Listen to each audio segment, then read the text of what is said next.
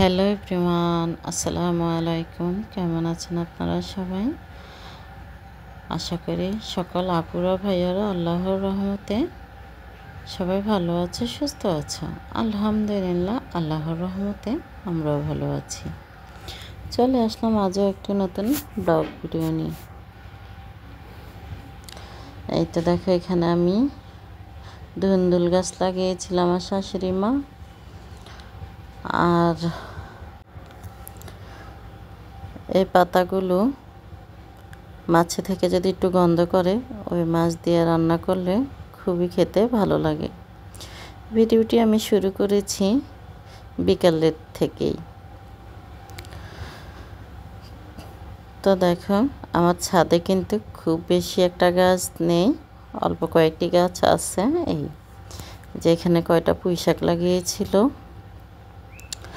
আর এটা হচ্ছে আমার মোটরের পাইপ, উপরে পানি ওঠে।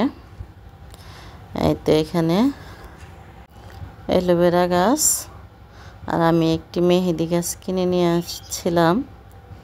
এই তো আমার মেহেদি গাছটা, একটি ফুল গাছ আমি নিয়ে আসছিলাম। ওই তো আমার ফুল গাছ, এই যে ফুল ফুটছে আবার মরে যাচ্ছে। গাছটি খুব সুন্দর, মাশাআল্লাহ। তো তোমাদের সবাইকে বলবো, প্লিজ ভিডিওটি শুরু করার সময় একটি লাইক দিয়ে দিবে। ইদারিন ভিডিওতে লাইকের সংখ্যা খুবই কম, ভিউজের সংখ্যাও খুবই কম।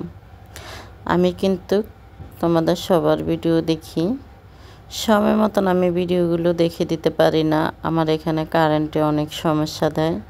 সব আপুরা সন্ধ্যাবেলা ভিডিও ছাড়ে, সন্ধ্যাবেলাতে এখানে কারেন্ট থাকে না। তো এই জন্য আমি সবার টাইম মতন ভিডিও দেখতে পাই না, ভিডিও দেখতে অনেকটা দেরি হয়ে যায়। প্লিজ তোমরা কিছু মনে করো না। যত রাতে হোক না কেন, আমি তোমাদের ভিডিও দেখে দিতে চেষ্টা করি। তো তোমরা কেউ ভিডিওটা টেনে দেখো না, ভিডিওটি একটু ফুল দেখে দিতে চেষ্টা করিও। তো এই তো রাত্রে এখানে আম আর দুধ একসাথে বাচ্চাদেরকে দেব, আমরা সবাই খাবো। তা আমের সাথে আমি দুধটা মিশিয়ে নিচ্ছি। রূপালি আম, এটা আম দিয়ে দুধ খেতে কার কার ভালো লাগে? আমার তো অনেক ভালো লাগে আম দিয়ে দুধ খেতে। আমি কিন্তু ব্লেন্ডার করিনি, তোমরা তো দেখেছ। আমি চালন দিয়ে হাতে একটু করে নিয়েছি। আমার আমটা কিন্তু খুব সুন্দর মতন হয়ে, ব্লেন্ডার মতন হয়ে গিয়েছে। তো এইটা এখন আমি গ্লাসে আমটা ঢেলে নিচ্ছি।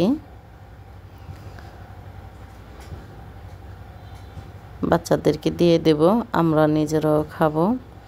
একটু বেশি হয়েছিল, ওই এক গ্লাস রেখে দিয়েছি, আগামীকাল ওরা খেয়ে নেবে না। তো যাক, এখন ওদেরকে আম দুধ দিয়ে দেব, ওরা খেয়ে রাতে ঘুমাতে যাবে। এখন প্রায় ঘড়ি 11টা বেজে গিয়েছে। সকালে মেয়ের স্কুল আছে, মেয়ে ঘুম থেকে উঠতে চায় না। তারপরে এই তো দেখো, আজকে শাপলা দিয়ে শিং মাছ রান্না করব, আর করলা রান্না করব। তো করলাটা আমার শাশুড়ি মেয়ে আগে রান্না করে নিয়েছে, ওইটার ভিডিও করতে আমার মনে ছিল না। তো এই তো শাপলা কিন্তু খেতে খুবই ভালো লাগে, ইলিশ মাছ দিয়ে রান্না করলে তো আরও বেশি ভালো লাগে। তা আমি আজকে শিং মাছ দিয়ে রান্না করব, যেহেতু আমার বাসায় আজকে ইলিশ মাছ নেই। শিং মাছ দিয়েও খুবই ভালো লাগে, তোমরা একদিন খেয়ে দেখতে পারো। আমি কিন্তু মসুরের ডাল দিয়ে রান্না করব। ডালটা আমি আগে ভিজিয়ে রেখেছি, এখন এই তো মশলা দিয়ে দিচ্ছি, এটা কষিয়ে নেব। আমি কিন্তু এখানে এখনও লবণ দিইনি, লবণ দেব যখন কিনা ডালটা সিদ্ধ হয়ে যাবে, তখন আমি লবণ দেব।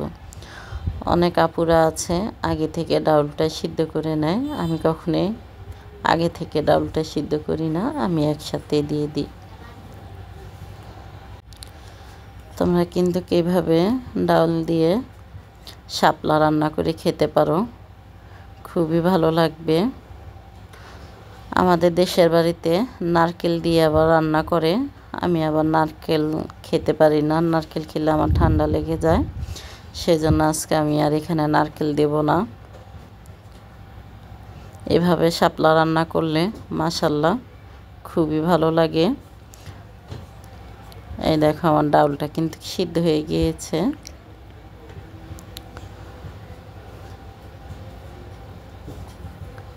লবণটা আমি এখন দিয়ে দেব এখানে।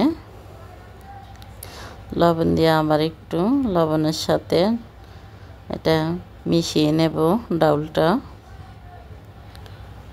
দেখো ডাউলটা কিন্তু আমার শাপলা দেওয়ার পরে আর একটু যখন কষাবো তখন ডাউলটা আমার আরও সিদ্ধ হয়ে যাবে। এদিকে শাপলাটা আমার শাশুড়ি মা আগে থেকে সিদ্ধ করে রেখে দিয়েছে। শাপলা খেতে তোমরা কে কে পছন্দ করো? শাপলা কিন্তু রান্না করলে বেশ ভালো লাগে। চিংড়ি মাছ দিয়ে যদি শাপলা ভাজি করি ওটা আরও মজা লাগে।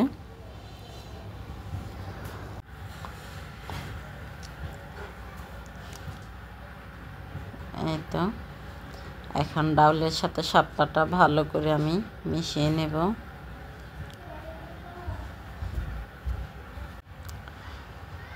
এই তো শাপলাটা আমি কষিয়ে নিচ্ছি।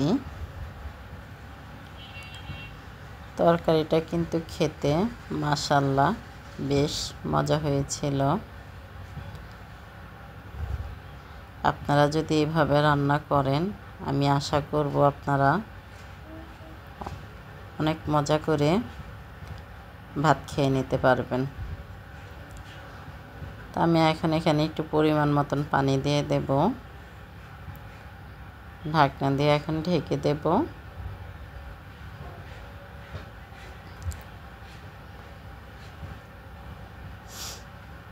এই তো বলক আসা পর্যন্ত অপেক্ষা করব।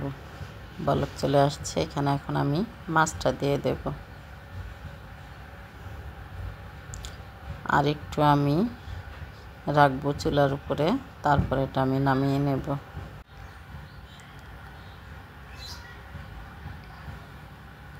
এই তো দেখেন কালারটা মাশাল্লাহ অনেকটা সুন্দর হয়েছে। আমি কিন্তু খুব সুন্দর করে রান্নাটা করেছি, জানি না আপনাদের কাছে কীরকম লাগছে। এখন আমি নামিয়ে নেব।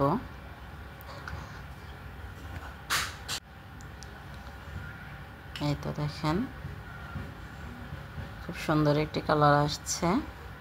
এই যে আমি অন্য আরও একটি পাতিলে ঢেলে নিয়েছি।